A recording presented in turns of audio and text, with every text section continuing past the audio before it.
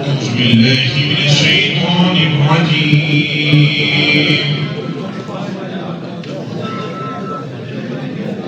بسم الله الرحمن الرحيم.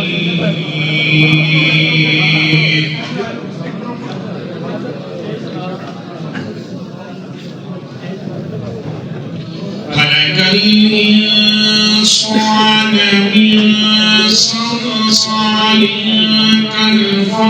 كالفخار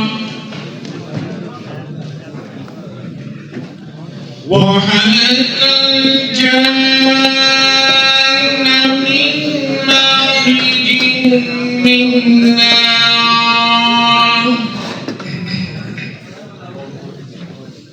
فبأي آلاء ربكما تكذبان